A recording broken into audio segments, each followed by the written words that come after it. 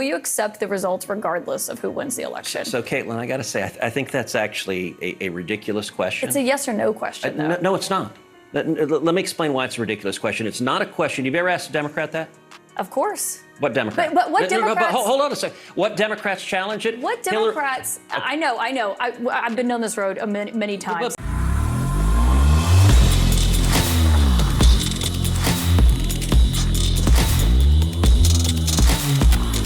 This video is brought to you by TatumStore.com, TatumStore.com. Make sure you get the merch link in the description section. Get you one of those Shady Bun shirts.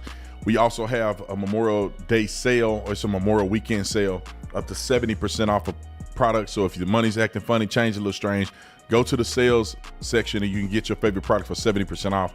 Rematch is one of our top sellers this month, and also Let's Get Ready to Mumble. It's another shirt. We'll pop those shirts up on the screen. Ted Cruz versus CNN, Caitlin Collins about accepting election results. Roll clip 6. No Democrat. You cannot compare the two situations. We have talked about that. We've seen the audio of that when they protested on the Senate floor. Hold on a second. But has you ever had a sitting president who refused to facilitate the peaceful transition of power, refused to acknowledge that his successor won the presidency? So, A, we did have a peaceful transfer of power. I was there on January 20th. I was there on the swearing in. Barely. B, if you look at in 2000, Democrats went to the Senate, or 2001, Democrats went to the Senate floor and objected to George W. Bush.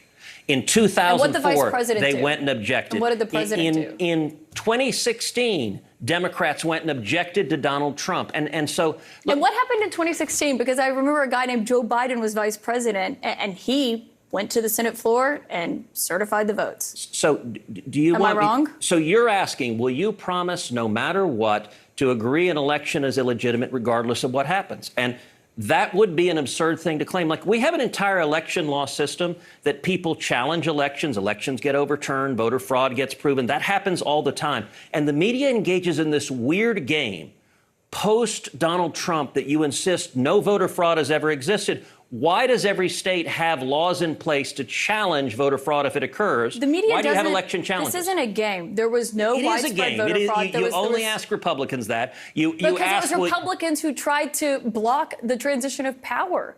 You have to acknowledge that. So we've never seen it on a scale of what happened in 2020, and we've never seen the president refuse. He wouldn't even let Joe Biden get classified briefings at the beginning. I recall that. So my question for you again, free and fair election, will you accept the results regardless of who wins? Look, if the Democrats win, I will accept the result, but I'm not going to ignore fraud regardless of what happens. But was there fraud in 2020? Of course there was fraud in 2020. No, there wasn't, and you still objected. You know for a fact there was zero voter fraud. Really? What's your basis for that? Show me your evidence. We've spoken with Governor Kemp. They did 3 hand recounts in the state of Georgia. The director of CISA said that it was the safest, most legitimate election. But you're saying zero voter fraud occurred. That's what you just said. Nothing that would have changed the outcome of that election. Okay, but that's a different statement. But no, it's not. Because yes, it is. You said there was no voter fraud. There was no voter fraud that would have changed the outcome of the election, and you know that, Senator. Can you answer my question? Why are you refusing to answer my question? I'm conducting the interview with all due respect, Senator. And let me ask you, it's Republicans have twisted themselves in knots. It's just a yes or no question. I'm not twisting myself. I'm answering your question. You just don't like my answer. And what's your answer? Is it yes or is it no? So in 1876, what Congress did is it appointed an election commission. It consisted of 15 people, 5 House members, 5 senators, 5 Supreme Court justices. The election commission was charged with studying the evidence and making a determination of what voter fraud occurred, and that determined the winner.